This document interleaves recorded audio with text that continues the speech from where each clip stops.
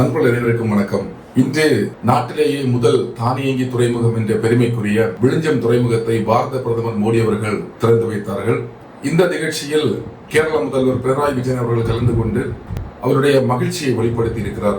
என்ன அப்படின்னு சொன்னா, இந்த துறைமுகம் கேரளாவினுடைய வளர்ச்சியை துரிதப்படுத்தி இருக்கிறது அப்படின்னு சொல்லியிருக்காங்க. அது மட்டுமல்ல, கேரள இளைஞர்கள் அதிக வேலை வாய்ப்பை பெறுவதற்கு இந்த துறைமுகம் ஒரு அடிக்கல்லாக இருக்கிறது அப்படின்னு சொல்லி பேசி அவருடைய மகிழ்ச்சியை வெளிப்படுத்தி இருக்கிறார். மிக அருமையான விஷயம். இந்த துறைமுகத்தினுடைய முக்கியத்துவம் என்ன அப்படின்னு சொன்னா, இதுவரையிலும் வெளிநாட்டிலிருந்து ஒரு சரக்கு நமக்கு இந்தியாவுக்கு வர வேண்டும் என்றால் மதர் ஷிப்ஸ் என்று சொல்லக்கூடிய மிகப்பெரிய சரக்கு கப்பல்கள் வெளிநாட்டு துறைமுகத்தில் நின்று அதிலிருந்து சரக்குகளை இறக்கி சிறிய கப்பல்கள் வழியாக தான் கொண்டு வர முடியும். அந்த ஒரு நிலையை இந்த விழுஞ்சம் துறைமுகம் மாற்றி இருக்கிறது நண்பர்களே.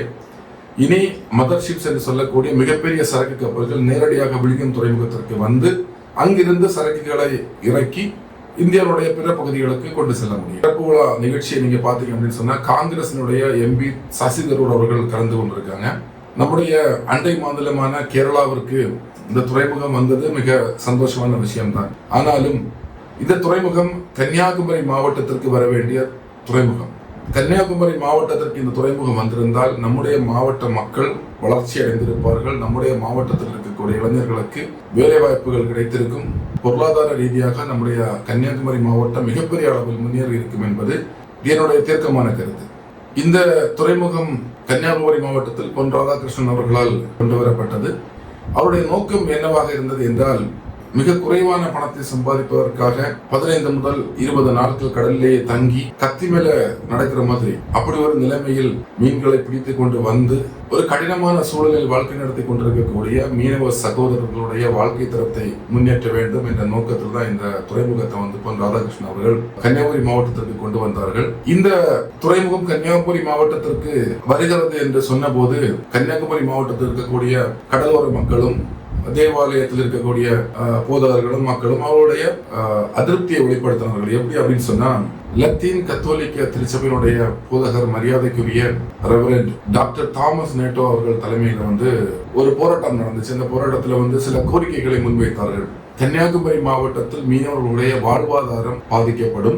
இந்த துறைமுகம் வந்தால் கடல் அரிப்பு ஏற்பட்டு வீடுகள் நிலங்கள் எல்லாம் மக்கள் இழந்து விடுவார்கள். இப்படி எல்லாம் சொல்லி ஒரு மிகப்பெரிய அளவில் ஒரு 7 கோரிக்கைகளை அவர்கள் முன்வைத்தார்கள். கோரிக்கைகள் வைத்தது தவறு என்று ஒருபோதும் நாம் யாரும் கூற மாட்டோம். அவர்கள் வைத்த கோரிக்கை சரியான கோரிக்கைகள் தான். ஆனால் அந்த கோரிக்கைகளுக்காக துறைமுகம் வேண்டாம் என்று கூறியது மிக தவறான விஷயமாக என்னுடைய மனதிற்கு படுகிறது. ஏனென்றால் எனக்கு மீனவ நண்பர்கள் அதிகமாக இருக்கிறார்கள். அவருடைய தொழிலை பற்றி நாம கேட்கும் போது என்ன சொல்லுவாங்க அப்படின்னு சொன்னா, நான் 7 நாள் கடலுக்கு போனேன், 10 நாள் கடலுக்கு போனேன், இவ்வளவு காசு தான் கிடைச்சிச்சு அப்படின்னு சொல்லி அவருடைய அதிருப்தி அவர்கள் வெளிப்படுத்துவார்கள். மிக சொற்ப பணத்தில் அதனுடைய உயிரை பணயம் வைத்து தொழில் செய்யக்கூடிய மக்களுக்காக கொண்டு வரப்பட்ட ஒரு திட்டத்தை வந்து மதிப்பு குறைவான சில கருத்துக்களை முன்வைத்து அந்த திட்டத்தை தடுத்தது அவருடைய வாழ்வாதாரத்தை அளித்த செயல் என்றுதான் எனக்கு கூற தோன்றுகிறது. கன்னியாகுமரி மாவட்டத்தில் துறைமுகம் வேண்டாம் எதிர்த்த காங்கிரஸ் திமுக கட்சி கேரளாவில் பாத்தீங்கன்னு சொன்னா ஓபனிங் ஃபங்க்ஷன்ல மேடையில் இருக்காங்க. மிகவும் மகிழ்ச்சியாக இருக்கிறார்கள்.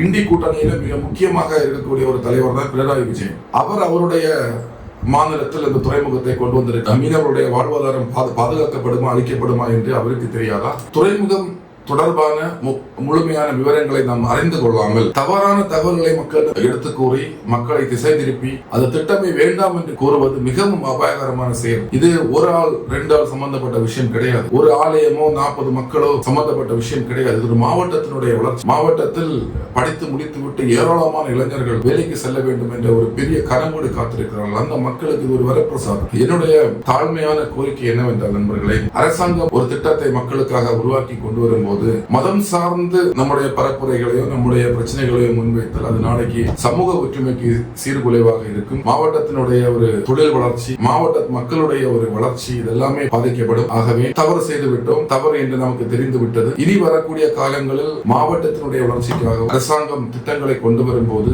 அரசி ஆராய்ந்து உண்மை தன்மையை அறிந்து அதற்கான முடிவுகளை எடுக்க வேண்டும் என்று தாழ்மையாக கூறி விடைபெறுகிறேன். நன்றி.